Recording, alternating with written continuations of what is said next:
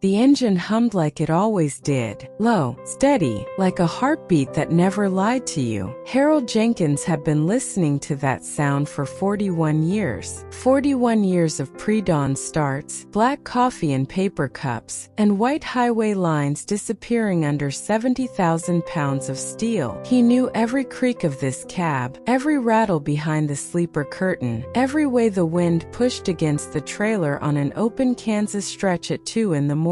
He knew this truck better than he knew his own children. That thought hit him around mile marker 204 on I-80, just outside Lincoln, Nebraska. It didn't come with anger. It didn't come with tears. It came the way most painful truths come to old men, quietly and too late. Harold was 67 years old. His knees ached when temperatures dropped. His right shoulder had been clicking since 2019. Night driving had gotten harder, something he'd never admitted to his dispatcher because admitting that felt like admitting it was almost over. And it was almost over. This was his last load. 41 years, 1.2 million miles, 48 states. He'd driven through blizzards in Montana, flash floods in Tennessee, dust storms in Texas that turned the sky orange at noon. He kept America moving. America never looked back to say thank you. Neither had his family. His phone sat in the cup holder. Dark screen. No missed calls. No messages. His daughter Melissa lived 40 minutes away. His son Carter was in Phoenix. 6 weeks of silence. Not from a fight, just from the slow drift of people who stopped expecting each other. He picked up his thermos. Cold coffee. He didn't mind. The highway stretched ahead, endless and indifferent. He just drove, because driving was the only thing that never let him down. Harold's first truck was a 1987 Kenworth T600, burgundy red. Cracked vinyl seat patched 3 times with duct tape before he finally bought a seat cover from a Flying J in Indiana. He was 26 when he climbed in for the first time. Donna had packed him a turkey sandwich and stood in the driveway with her arms crossed, smiling in that way that also looked like she might cry. "You come back to me, Harold Jenkins," she said. He always did, but coming back wasn't the same as being there. Melissa was born in 1989. Harold was on a run to Atlanta when Donna called from the hospital. He pulled over on a Georgia highway and sat staring at the windshield for 20 minutes after hearing "It's a Girl" through the static. He made it home 2 days later. Carter came in 1992. Harold missed the delivery entirely, stuck at a way station in Ohio. He cried alone in the cab, then straightened up and kept driving because the mortgage didn't pay itself. That was always the pattern. He drove to give them the house, the vacations, Melissa's wedding, Carter's college fund. Trucking was the only thing he was truly good at, and providing felt like love when you didn't know another way. But somewhere in all that driving, the kids grew up without him. He missed first steps, school plays, ordinary Tuesday evenings when nothing special happened, but the family was just together. Nobody warns you about ordinary Tuesdays. You can never get those back.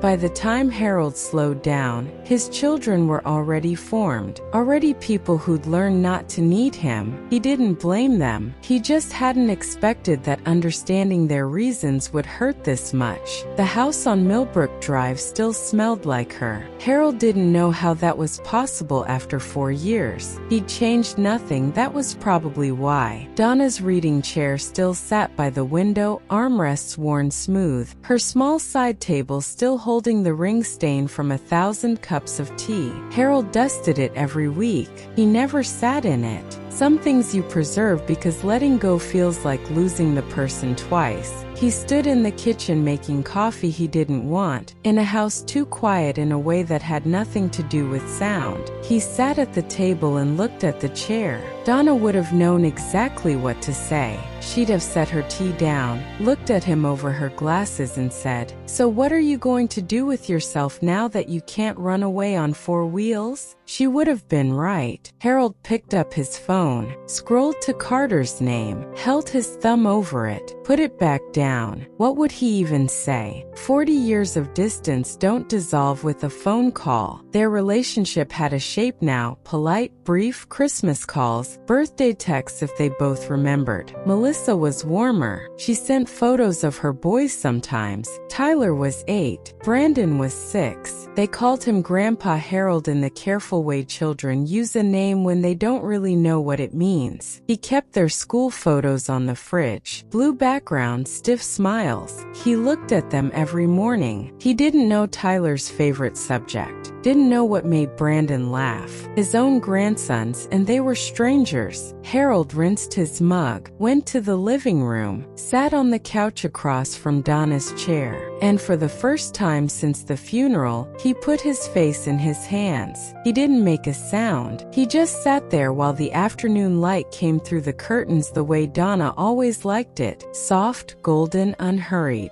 For once in his life, Harold had nowhere to be. 6 days into retirement, Melissa called. Harold was in the garage standing among tools he'd owned for decades and never used. A workbench Donna bought him for Christmas 2003 still had the price sticker on one leg. He'd meant to build a birdhouse, fix the back porch steps. He'd meant to do a lot of things. His phone buzzed on the hood of his pickup. He answered before the second ring. "Hey, sweetheart." "Hey, Dad." Her voice had Donna in it. Not exactly, but the warmth underneath careful words was pure Donna. "Ray called me. Said you turned in your last truck." Harold hadn't known Ray had her number. It touched him, even as it reminded him that his dispatcher had stayed more connected to his life than his own daughter. "That's done now," he said. "How do you feel?" "Like a man who's been moving 40 years and just stopped." She laughed, small but real. "Tyler asked about you last week. Saw a semi on the highway and asked if it was like Grandpa Harold's truck." Her voice softened. "I told him you drove your whole life to take care of your family." "I meant it, Dad." Harold leaned against the workbench and looked at that price sticker. Christmas 2003. He'd been in Memphis when she gave it to him. "I wasn't there enough," he said. "No," Melissa said quietly, "but you were there in the ways you knew how. More grace than he deserved." They both knew it. "I'd like to see the boys," Harold said. "No holiday needed. Just before I run out of road." Silence, the kind that holds something true inside it. "Come Sunday," she said. "I'll make lunch." "I'll be there," Harold said. For the first time in 41 years, that felt like the most important promise he'd ever made. He brought donuts. Harold had stood in the Kroger bakery aisle a full 10 minutes choosing between glazed and mixed. He got mixed. Kids like options. He parked on the street, didn't want to seem presumptuous.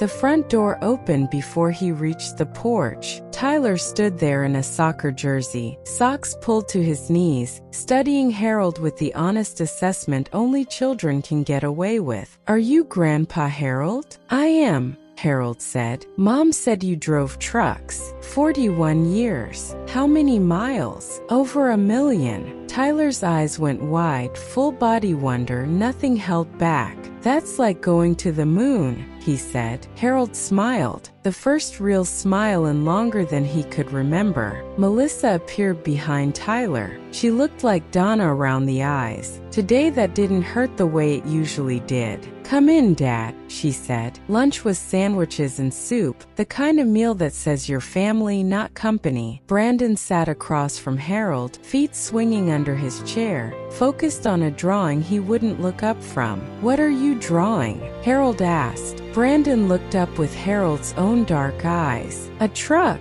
he said like it was obvious. It was a purple rectangle with enormous wheels and a smiling face on the grill. "That's a fine truck," Harold said seriously. Brandon nodded and went back to drawing. After lunch, Tyler pulled Harold to the backyard, a half-built birdhouse, wood pieces scattered on a plastic table. "You know how to build one?" Tyler asked. "I've got a workbench at home," Harold said. Been waiting 20 years to be used. Want to come finish it there sometime? Tyler thought about it. Can Brandon come? Absolutely. Tyler grinned, full face, nothing held back.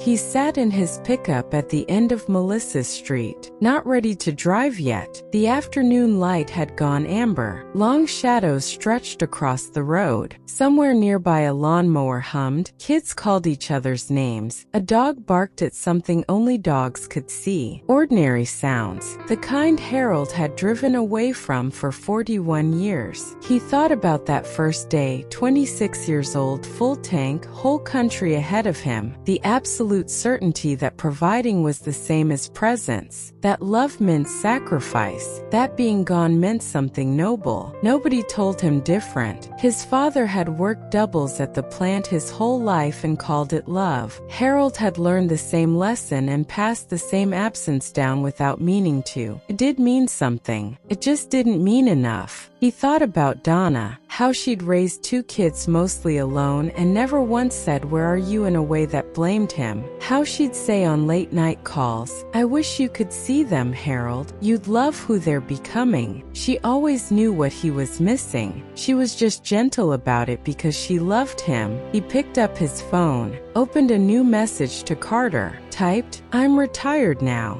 I know we don't talk much. I'd like to change that if you're open to it. No pressure. Just wanted you to know." He stared at it for a long moment, then sent it. He didn't know if Carter would respond. Maybe not right away, maybe not for a while, but the message was out there now. A small bridge across a long silence. Harold started the engine. The drive home was 40 minutes. Same roads he'd known for years, suddenly looking different. Not like roads leading away from something, but toward it. He thought about Tyler's grin, Brandon's purple truck, Melissa's soup. He thought there's still time. Not much, but some. And some was enough to work with. Harold Jenkins pulled onto the highway one last time. Not running, not escaping, just heading home.